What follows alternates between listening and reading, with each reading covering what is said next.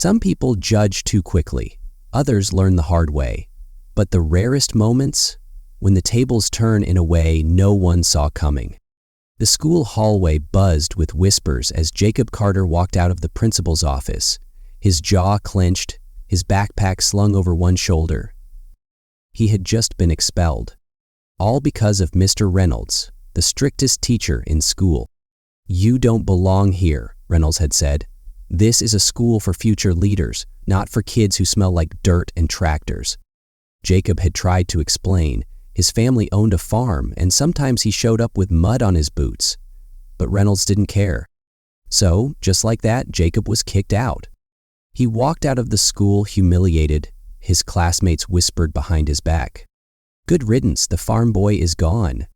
Jacob didn't say a word, but deep down, he knew something the rest of them didn't. And by tomorrow, so would everyone else. The next morning, the entire school shook with the deafening sound of helicopter blades. Students ran to the windows, staring in disbelief. A massive helicopter was landing right in the middle of the school's soccer field. Teachers rushed outside, confused and panicked.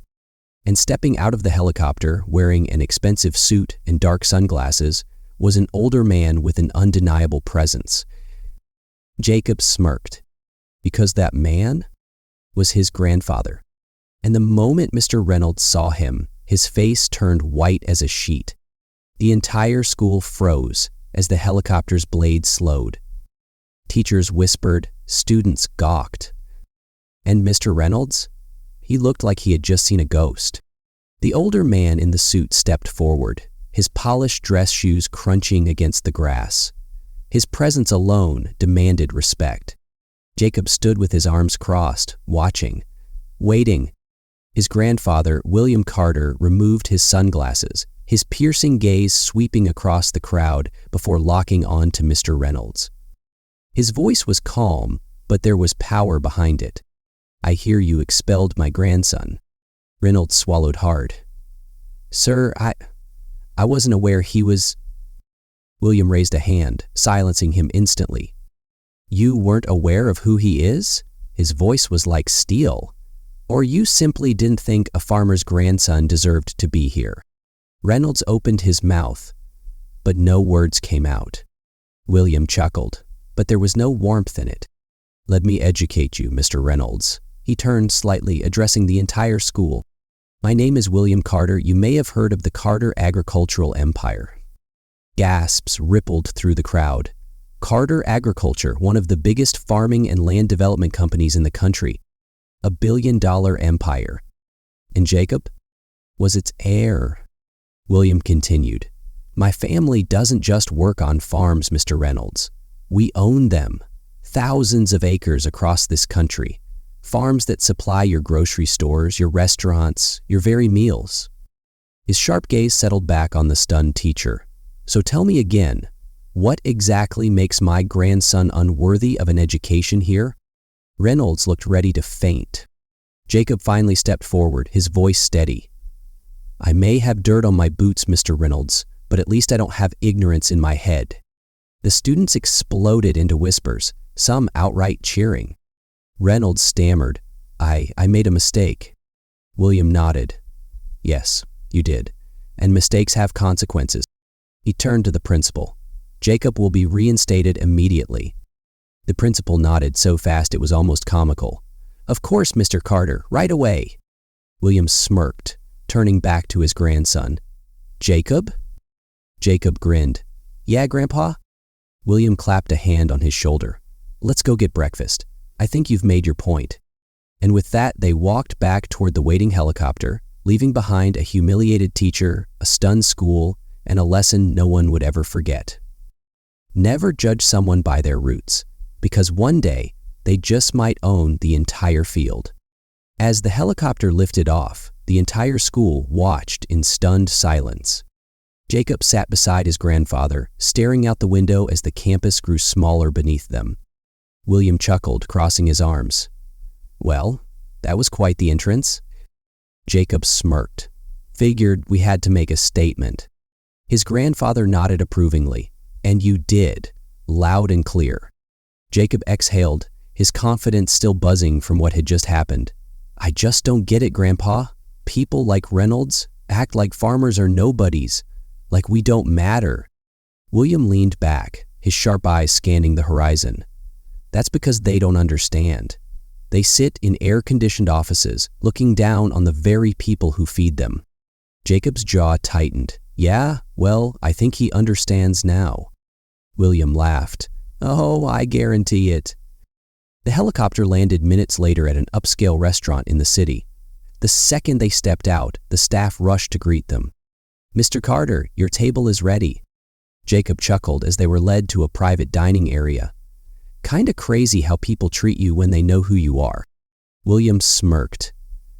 "That's why you never have to announce your worth, Jacob. Let them figure it out the hard way." Jacob nodded, the words settling deep. He had spent years feeling looked down on, all because of where he came from. But now, he realized something. He didn't have to prove himself to people like Mr. Reynolds. He just had to let success speak for itself. The next morning, Jacob walked back into school, head high, boots muddy, confidence unshaken. Every student who had laughed at him before, they were suddenly very, very quiet. And Mr. Reynolds? He couldn't even look Jacob in the eye. Lesson learned, because the kid he underestimated just reminded everyone who really owned the land they stood on. The world may not respect where you come from, but one day, they'll have no choice but to respect where you're going. Jacob walked through the school hallway, his boots thudding against the polished floors. But today, everything felt different. The whispers were still there, but this time, they weren't mocking. They were in awe. "That's him, the kid with the helicopter. His family owns like half the state. Dude, I heard his grandpa is richer than the school itself." Jacob smirked, but didn't say a word. Let them talk. Let them realize. He passed Mr. Reynolds' classroom, expecting the teacher to ignore him, but instead, Reynolds cleared his throat. "Jacob," he called out. Jacob paused, turning back. For the first time ever, the once arrogant teacher looked nervous. "I may have judged you unfairly," Reynolds admitted stiffly. "I should have treated you with the same respect as every other student." Jacob crossed his arms. "Yeah, you should have." Reynolds swallowed hard. "I'd like to apologize." Jacob studied him for a moment. Then, with a small smirk, he said, "Apology accepted, sir, but next time, maybe don't wait for a helicopter to show up before respecting someone." The students watching burst into whispers. Reynolds looked deeply uncomfortable. "Right. Noted." Jacob gave him a small nod, then walked away, unchanged, but undeniably respected. At lunchtime, something even crazier happened. The same kids who had mocked him, now they wanted to sit with him. "Hey Jacob, my dad owns a car dealership. Maybe we could..." "You ever thought about investing? I know a guy who..." Jacob just chuckled. Yesterday he was just the farm kid. Today, he was someone worth knowing. Funny how that worked. But the truth, he didn't need their approval, because he had always known his worth. They were just catching up. As he left school that day, his phone buzzed with a text from his grandfather. "William Carter, proud of you, kid. Hope you gave them hell today." Jacob smirked, typing back. "Jacob, they did that to themselves." Then, slipping his phone into his pocket, he climbed into his pickup truck, the same one covered in dust and mud, and drove off, knowing that he never had to prove himself again. Because real power wasn't about showing off. It was about letting the world figure out who you are when it's already too late to doubt you. The loudest voices aren't always the strongest. The real power belongs to the ones who don't need to shout at all.